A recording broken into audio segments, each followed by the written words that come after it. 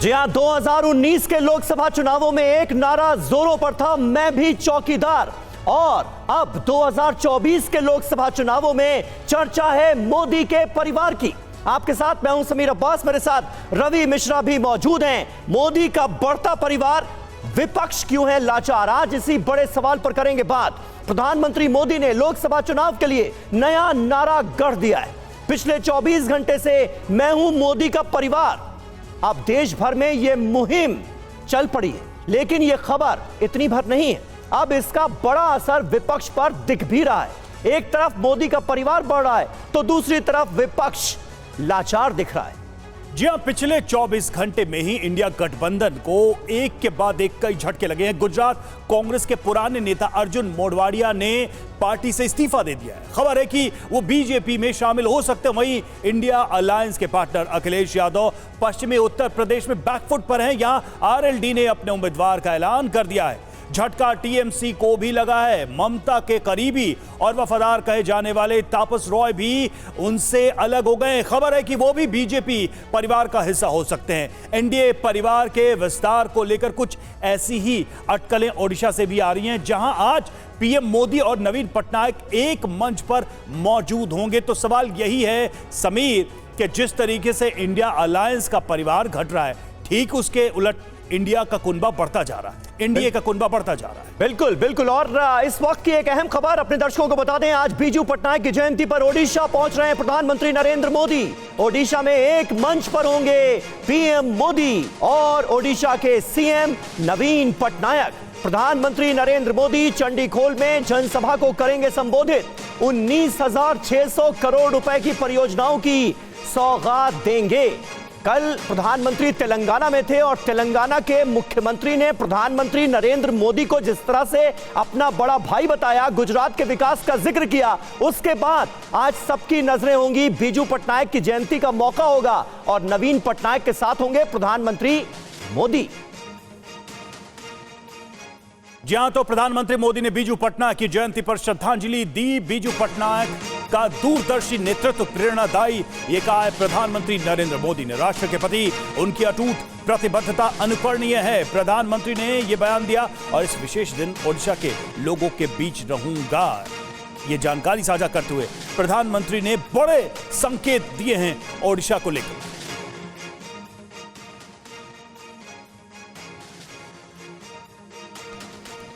तो देखिए, प्रधानमंत्री नरेंद्र मोदी का यह दौरा कई मायनों में खास होगा और खास करके नवीन पटनायक के साथ आज प्रधानमंत्री मोदी की क्या केमिस्ट्री नजर आती है, उस पर भी सबकी नजरें होंगी। कुछ देर में प्रधानमंत्री मोदी ओडिशा दौरे पर पहुंचेंगे। वहां पीएम मोदी और सीएम नवीन पटनायक एक साथ एक मंच पर होंगे। ऐसे में ओडिशा से लेकर दिल्ली तक अटकलें तेज हो गई हैं। तो सवाल भी कई हैं। वो सवाल क्या है? क्या ओडिशा दौरे पर पीएम मोदी आज एनडीए परिवार का विस्तार करते हुए भी नजर आएंगे? यह बहुत बड़ा और मौजूद सवाल है बीजू जनता दल को लेकर। क्या पीएम मोदी ओडिशा दौरे पर बीजू पटनायक के लिए रवि कहीं कोई बड़ा ऐलान तो नहीं कर देंगे?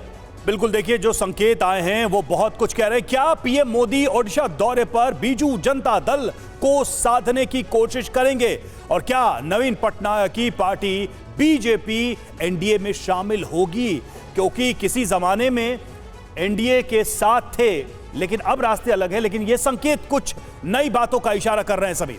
बिल्कुल बिल्कुल, नई बातें क्या हो सकती हैं उस पर सबकी नजरें होंगी। यह दौरा इसीलिए बड़ा खास माना जा रहा है। लोकसभा चुनाव से पहले एनडीए के परिवार को और बड़ा करने में जुटे हुए हैं पीएम मोदी, और मोदी के ओडिशा दौरे पर सबकी नजरें हैं। पीएम मोदी के ओडिशा दौरे के मायने क्या हैं, ये आइए जरा समझने की करते हैं कोशिश। ओडिशा दौरे पर प्रधानमंत्री, एनडीए का बढ़ेगा परिवार, यह चर्चा क्यों सरगर्म है? आज एक दिन के ओडिशा दौरे पर प्रधानमंत्री नरेंद्र मोदी रहेंगे और इस दौरे के दौरान उनके कई अहम कार्यक्रम हैं। लेकिन सबसे ज्यादा नजरें होंगी लोगों की तब जब नवीन पटनायक के साथ वो एक मंच पर नजर आएंगे। एक महीने में दूसरी बार ओडिशा का दौरा कर रहे हैं प्रधानमंत्री मोदी।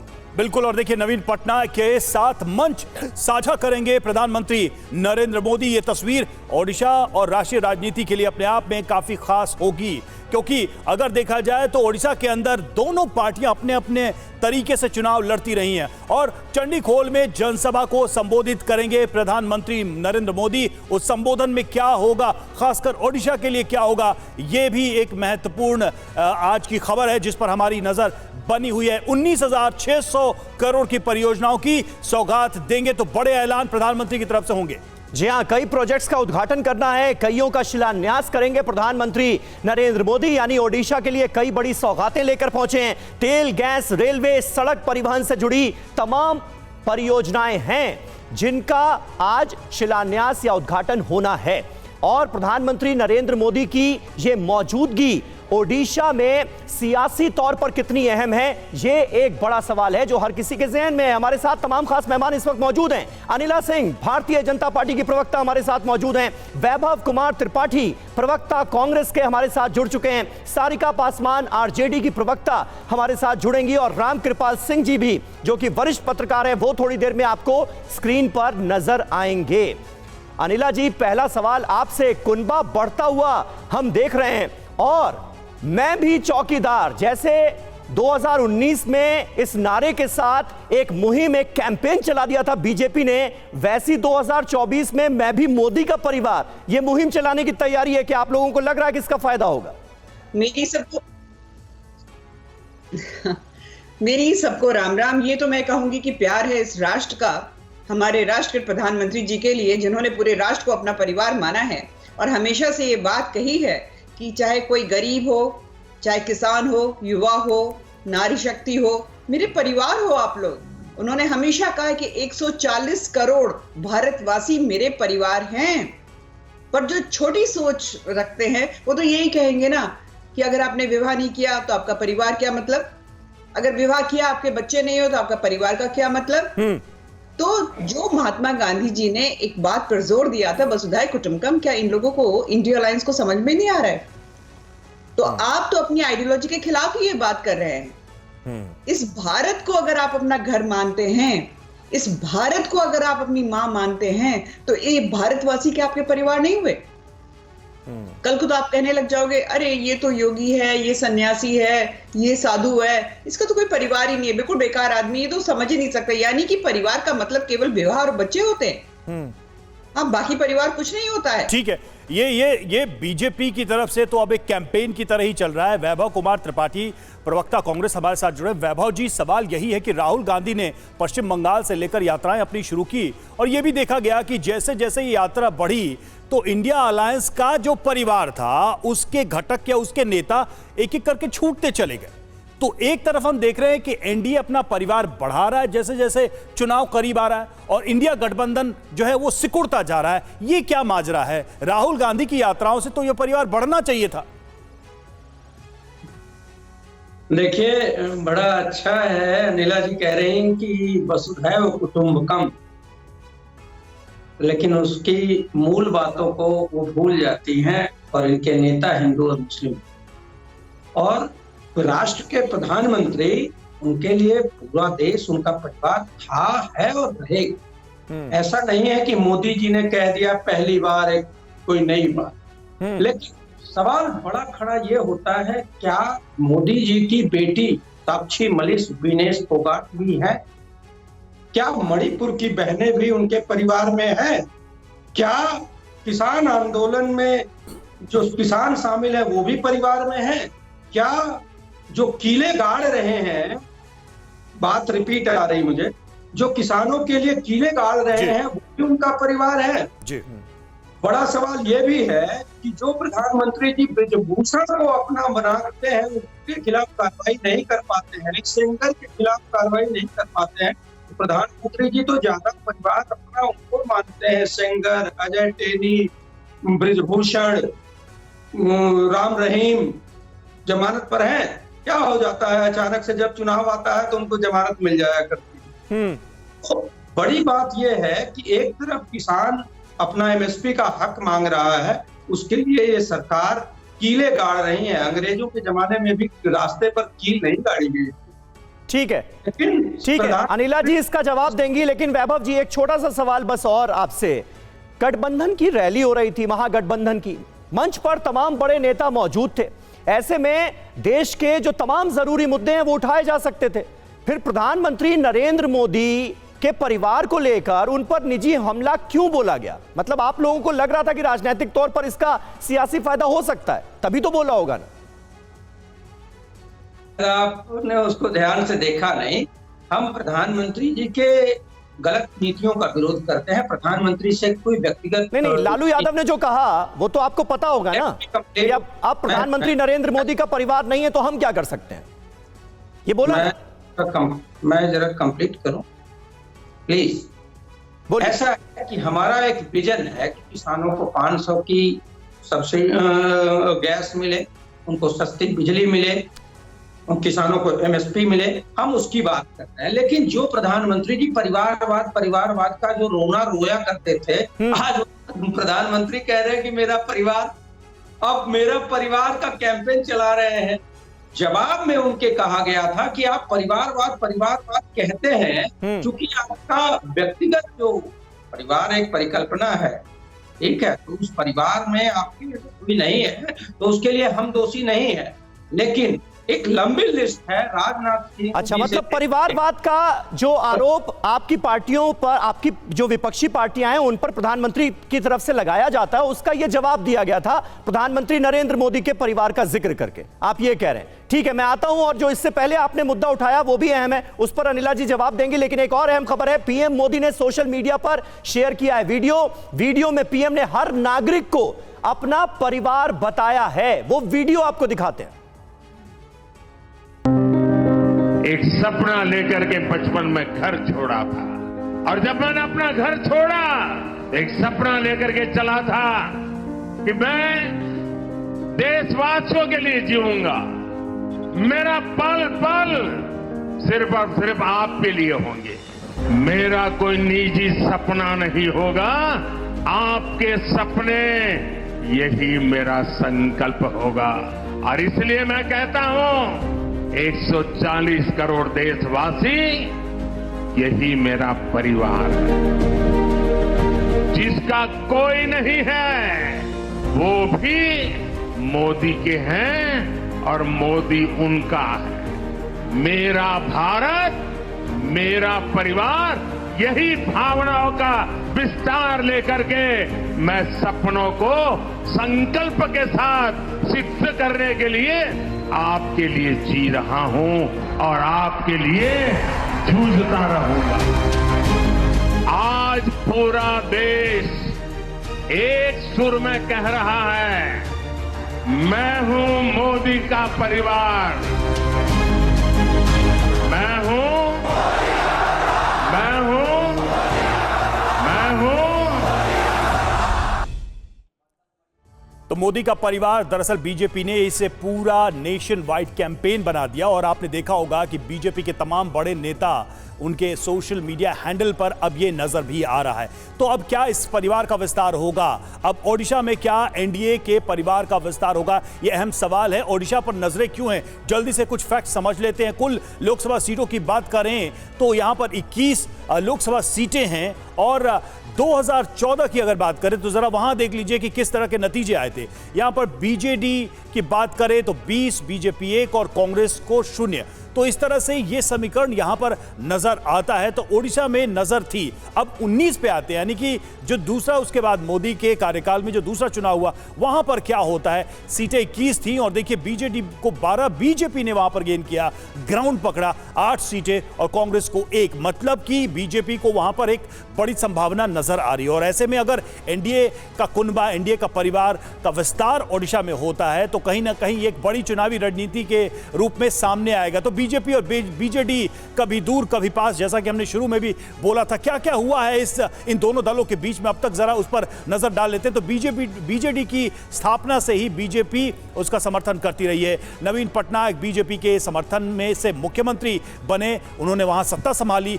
2000 विधानसभा चुनाव में बीजेपी के साथ लड़ी थी, यानी इतिहास भी यह कहता है कि दोनों दल चुनावी मैदान में साथ में लड़ चुके हैं। जी हां, बीजेडी और बीजेपी मिलकर 106 सीटें जीतने में कामयाब भी रहे थे।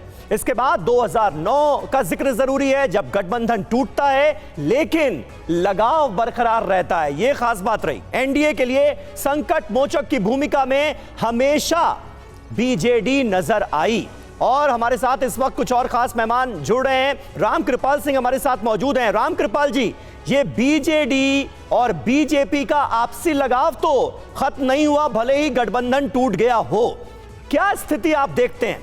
ओडिशा में प्रधानमंत्री नरेंद्र मोदी की मौजूदगी, एनडीए का कुनबा बढ़ाने का यह सिलसिला क्या आगे बढ़ता हुआ हम देखेंगे क्या आज के दौरे में भी? क्या संभावनाएं?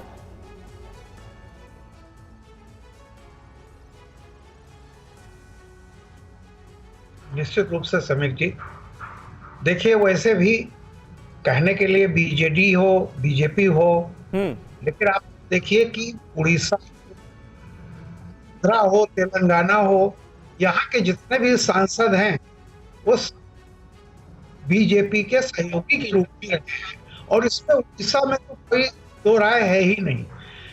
अब उड़ीसा की वर्तमान स्थिति समय है, नवीन जी का जो स्वास्थ्य है वो ऐसा है कि वो मान के चल रहे हैं कि बीजेपी केंद्र के लिए उनके लिए ज्यादा महत्वपूर्ण है और हो सकता है कोई अंडरस्टैंडिंग भी हो जाए तो ये होगा कि अल्टीमेटली बीजेपी जो है वो बीजेपी के लिए ही एक तरह से वो चाह रही है और चाहेगी भी कि हाँ वो मोदी जी स्ट्रेंथन हो। अब वो ठीक है, एक पार्टी अलग की अलग बात है, लेकिन वो ऐसी केमिस्ट्री है उड़ीसा में। रामकृपाल जी, आप मानते हैं कि केमिस्ट्री तो रही ही है, अगर वो किसी फॉर्मल रूप में सामने आती है तो इसका लाभ एनडीए को हो सकता है। थोड़ा सा आपके नेटवर्क की दिक्कत हमें आ रही है, साफ आवाज नहीं मिल पा रही थी। सारिका पासवान आरजेडी प्रवक्ता हमारे साथ जुड़े हैं। सारिका जी, ऐसी हल्की गेंदें आरजेडी सुप्रीमो की तरफ से, लालू यादव की तरफ से की गई, जिस पर बीजेपी अब ताबड़तोड़ राजनीतिक कैंपेनिंग की बैटिंग कर रही है। जरूरत क्या थी ऐसे बयान की? अगर परिवारवाद का मुद्दा है तो उसमें व्यक्तिगत परिवार की बात क्यों लाई गई, वो परिवार जो राजनीति में है भी नहीं? देखिए समीर जी, बॉल तो इतनी भारी थी कि उसको संभाल तक नहीं भारतीय जनता पार्टी और नरेंद्र मोदी पा रहे हैं। और देखिए उसका परिणाम देखिए ना, पूरी 140 करोड़ जनता को वो कह रहे हैं हमारे बच्चे हैं। हालांकि उन्होंने कभी इससे पहले 140 करोड़ जनता के बारे में सोचा नहीं। हम दो, हमारी दो की सरकार ही इन्होंने बना के रखी। पिछले बार यही वो लोग हैं ना जो चौकीदार थे और चोर बन गए, और चोर बनकर इन्होंने पूरे देश के संसाधनों को लूट लिया, डकैती कर दी इन्होंने। लोगों के पैसे के नुकसान हो चुका है 2019 में। ये जो जुमले, ये नारे, जो राजनीतिक नारे थे, विपक्ष को इसका नुकसान दिखा है। इसको कैसे डिनाई कर रही हैं? और क्या वही गलती दोबारा नहीं हो रही है व्यक्तिगत तौर पर हमले करके? मैं एक चुनावी लिहाज से पूछ रहा हूं। चुनाव में इसके नुकसान हर जानकार मानता है कि इसके नुकसान विपक्ष को हुए हैं। क्या वही गलती आरजेडी ने फिर नहीं दोहराई है पटना के गांधी मैदान में? नहीं, बहुत सही बात कही है राष्ट्रीय अध्यक्ष हमारे लालू प्रसाद यादव जी ने, जो बार बार ये लोग परिवारवाद का मामला उठा रहे थे। हालांकि भारतीय जनता पार्टी में परिवारवाद के तो अनगिनत एग्जाम्पल्स आपको मिल जाएंगे। देखिए अब तो यही दिख रहा है ना कि ये अंधभक्त जिस तरीके से कल से ये होड़ लगा रखे हैं कि मैं आपका परिवार हूं, मैं आपका परिवार हूं। प्रश्न तो ये पूछा गया था कि जिस तरीके से नरेंद्र मोदी जी ने अपने पत्नी को छोड़ा, आज भी उनकी पत्नी के हम इंटरव्यूज देख रहे होते हैं कि कई जगह वो नहीं। तो यानी सारिका जी, आपको अभी भी ये नहीं लगता कि इस बयान के बाद एक तरह का सेल्फ गोल किया गया है? इंडिया गठबंधन की तरफ से एक तरह का सेल्फ गोल हो गया? नहीं, देखिए ये क्योंकि इससे पहले भी ये नुस्खा तो आजमाया जा चुका है ना। मेरा सवाल सुनिए, इससे पहले भी तो ये नुस्खा आजमाया जा चुका है। पहले उन्हें चाय वाला कहकर, फिर वो एक चौकीदार चोर है निकला, जिसका जवाब दिया गया मैं भी चौकीदार से। और अब आपने उनके परिवार पर सवाल उठाया तो उन्होंने कहा कि मेरा पूरा देश ही परिवार है। तो आपको नहीं लगता कि ये सेल्फ गोल हो गया फिर से? ठीक है समीर जी, मैं बोल दूं, मुझे कम से कम 30 सेकंड का भी वक्त दीजिए। देखिए पहले ये चाय वाले थे, ये वो चाय वाले थे जो नाली से गैस निकाल करके उस गैस से ये चाय बना लिया करते थे। उसके बाद ये वो चोर रूपी चौकीदार थे जिन्होंने चौकीदार के रूप में पूरे देश को लूट लिया। अब वो परिवार का ये नया जो है ना प्रोपेगेंडा लेके शुरू हुए हैं। हालांकि इनको इस बात से सबसे ज्यादा तकलीफ रही थी। देखिए ये मोदी डायनेस्टी की शुरुआत करना चाहते हैं। और हाँ, आपको भी पता और हम सबको भी पता है कि तानाशाह जो थे ना, उनके कमांडर ही उनके परिवार हुआ करते थे। और अभी जो चल रहा है होड़, ये बिल्कुल ही मोदी डायनेस्टी की शुरुआत है। ठीक है, आप कह रही हैं मोदी डायनेस्टी। अनिला जी, मोदी डायनेस्टी 140 करोड़ भारतवासी, क्या ये मोदी डायनेस्टी का हिस्सा है? और अगर ये हैं तो किसी पार्टी को अगर इस पे ऐतराज है तो वो ऐतराज आपको कितना सही या गलत लगता है? क्योंकि 2, 4, 8, 9 परिवारों का नहीं, वो 140 करोड़ लोगों की बात कर रहे हैं। ये जो सूक्ष्म बुद्धि वाले लोग हैं ना, इनको समझ में नहीं आ सकता। जब 140 करोड़ की बात वो करते हैं तो मैडम, आपके नेता भी उस परिवार में आते हैं, क्योंकि वो इस राष्ट्र के प्रधानमंत्री है। दूसरे पे उंगली उठाने से एक सेकंड शांत रहिए। आप लगातार बोलती हैं, कुछ नहीं बोलते, चुप होकर बैठिए। नहीं मिस पासवान, अब आप चुप होकर बैठिए। आप लगातार बोल रही थी, मैं बीच में नहीं बोली। ये गुंडागर्दी यहाँ पे पैनल पे मत दिखाइए मुझको। नहीं मैडम, आपके बच्चों के पिता नरेंद्र मोदी हो सकते हैं। मैडम, अरे सारिका जी प्लीज आपके बच्चों के पिता आप जो कह रही हैं उसको एक बार सुनिए भी। सारिका जी, कोई पर्सनल टिप्पणी ना हो, हम एक मुद्दे की बात कर रहे हैं, उस पर जरा बात हो जाए। अब आपकी बात हो गई, अब अनिला जी को बोलने दीजिए प्लीज। अनिला जी। और दूसरी महिला के ऊपर उसके किस प्रकार के संबंध उसके साथ उसके पति के साथ है या नहीं है, इसके ऊपर टीका टिप्पणी ना करे तो बेहतर है। जाकर अपने आला कमान के परिवार के बारे में जरा देखिए और फिर बोलिए कि तेज प्रताप के परिवार के साथ क्या हो रहा है, उसकी पत्नी के साथ क्या किया।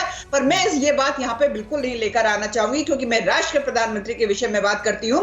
राष्ट्र प्रधानमंत्री का जो अपना परिवार है, चाहे उनके भाई बहन जो भी हैं, भाई भतीजे जो भी है, आप बता दीजिए किसको लाभ मिला, किसको लाभ मिला।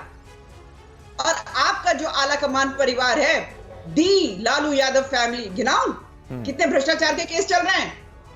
मैं ये बात बिल्कुल यहाँ पे इस तरीके से लेकर नहीं आना चाह रही थी, परंतु किसी दूसरे के ऊपर। आपको बताएं आशा। ठीक है, मैं आता हूं अनिला जी। देखिए, इस वक्त तेलंगाना के सिकंदराबाद पहुंचे हुए हैं प्रधानमंत्री नरेंद्र मोदी, और वो लाइव तस्वीरें हमारे पास आ रही हैं। यहां पर एक मंदिर में पहुंचे हैं, पूजा अर्चना उन्होंने की है, और वहां के पुजारियों से, धर्मगुरुओं से बातचीत करते हुए इस वक्त वो नजर आ रहे हैं।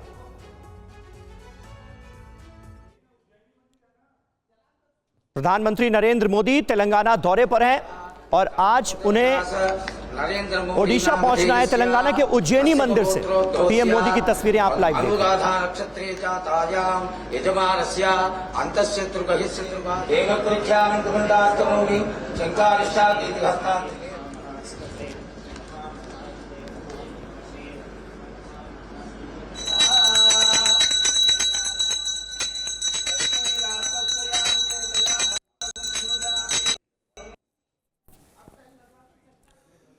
तो ये तस्वीरें तेलंगाना के उज्जैनी मंदिर, जहां पर प्रधानमंत्री नरेंद्र मोदी मौजूद हैं। ये तस्वीरें देखिए, पूजा अर्चना करते हुए मंदिर में, और वहां पर आरती लेते हुए प्रधानमंत्री नरेंद्र मोदी आपको नजर आ रहे होंगे। तो लगातार ये दौरे चल रहे हैं, दक्षिण भारत, उत्तर भारत, पूर्वी और पश्चिमी भारत, हर तरफ प्रधानमंत्री मंदिरों में जा रहे हैं, दर्शन कर रहे हैं। ये तस्वीरें भी बीच बीच में आ रही हैं। वापस चलते हैं अपने मेहमानों के पास। अनिला जी, बात घुमा फिरा कर हम वहीं आते हैं जो एक राजनीतिक और चुनावी मुद्दा रहा है, और ये छुपी हुई बात नहीं है।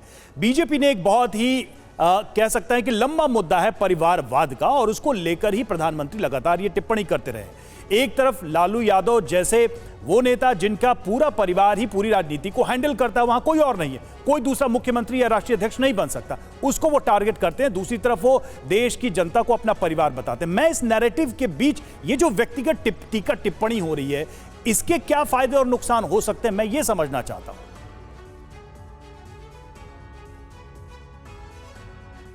अनिला जी। भारतवर्ष में हैं, आप देख लीजिए निरंतर उनको कैसी कैसी चुन चुन के उनके ऊपर गालियां और आरोप बरसाए जाते हैं लगातार। पर वो जो है डटे हुए, क्योंकि उन्होंने एक प्रण लिया है, अपनी जो जान है इस भारतवर्ष के नाम कर दी है। ये लोग अपने परिवार के नाम करते हैं, फर्क है ना। इसीलिए वो कहते हैं कि भारतवर्ष का एक एक नागरिक कह रहा हूं कि क्या मुश्किल है आरजेडी जैसे दल के लिए कि मध्य प्रदेश में मोहन यादव तो बन सकते हैं मुख्यमंत्री, लेकिन कोई मोहन यादव जो लालू परिवार से नहीं है वो बिहार का मुख्यमंत्री या फिर राजद का राष्ट्रीय अध्यक्ष नहीं बन सकता। इतनी मजबूरियां क्या हैं इन लोकतांत्रिक दलों के सामने? आप लोग इसे कैसे एड्रेस करते हैं? आप लोग इस व्यवस्था को कैसे देखते हैं? मैं यही तो कह रही हूँ कि यही परिवारवाद है, जब एक परिवार पूरी पार्टी की कमान अपने हाथ में रखता है। यानी दादा, दादा के बाद उसका बेटा, फिर उसका पोता, फिर उसके आगे की जो है जो जनरेशन आएगी, पुष्ट दर पुष्ट वही परिवार उस पार्टी की कमान अपने हाथ में रखेगा।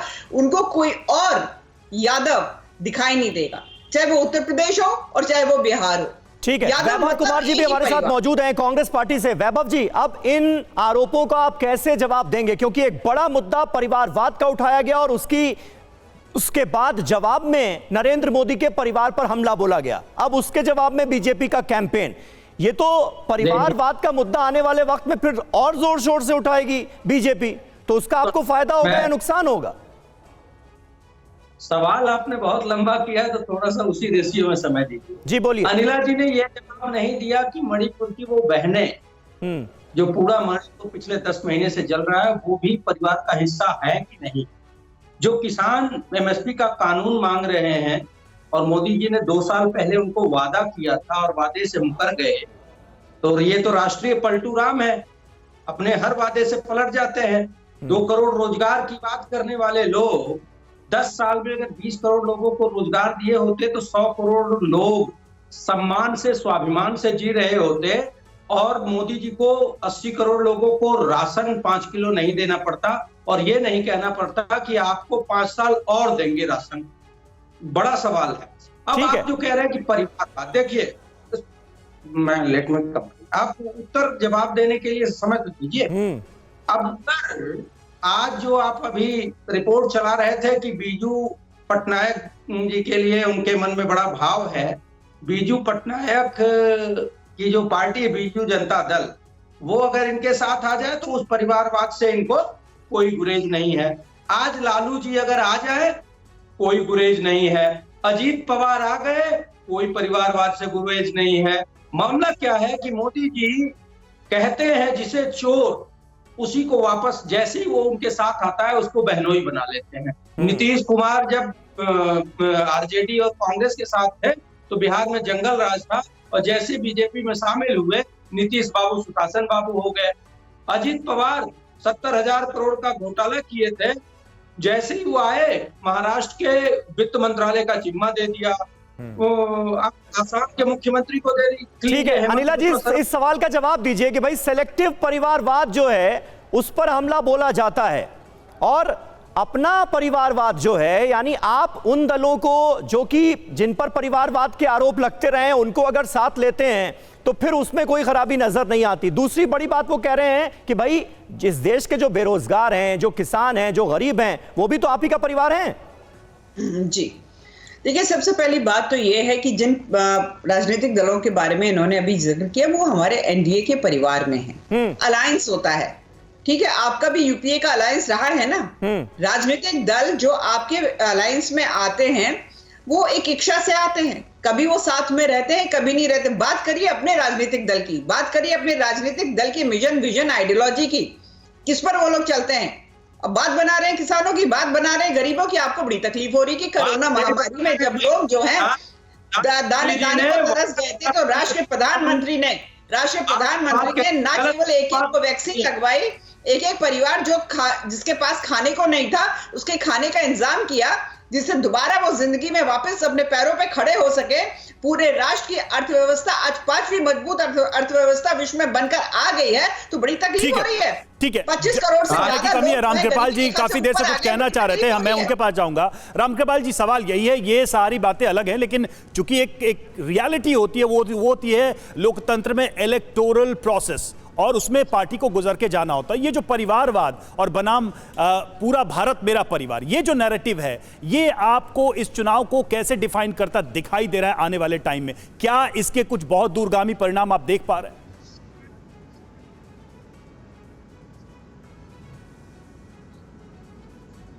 रामकृपाल जी, देखिए, मैं चूंकि कुछ तकनीकी कारणों से या हो सकता है आप लोग, मुझे बहुत ही अभी समय मिला है। शायद मेरी आवाज आ रही है? नहीं, बिल्कुल बिल्कुल बिल्कुल आ रही है। आपकी इको आ रही, जरा इसको कह दें प्लीज। ठीक है, आप अपनी बात करें, हमें आवाज आ रही है आपकी स्पष्ट। तो मैं केवल एक बात ये कह रहा हूं, अभी कांग्रेस के प्रवक्ता कह रहे थे, बहुत सारे नाम गिना रहे थे कि ये जो है इन पर आरोप है, इन पर आरोप है, इन पर आरोप है। वो ये भूल गए कि अभी संडे को एक सजा याफ्ता लालू प्रसाद यादव, जिनको स्वास्थ्य के ग्राउंड पर बाहर छोड़ा गया है, वो अध्यक्षता कर रहे थे और उनके बगल में राहुल गांधी बैठे थे और वो मोदी का परिवार पूछ रहे थे, अरे भाई जिनका नाम अभी आप गिना रहे हैं इनमें से कोई भी सजा याफ्ता नहीं है, और कोई भी आदमी जब तक अदालत जिसको दोषी न कहे वो इनोसेंट होता है। लेकिन सुनिए, जिसको अदालत ने इसलिए छोड़ा है उनको जेल में होना चाहिए था, वो आज राजनीति कर रहे हैं मंच पर और उनकी तारीफ में आप पसीने पड़ रहे हैं और जो वो मोदी का परिवार पूछ रहे हैं।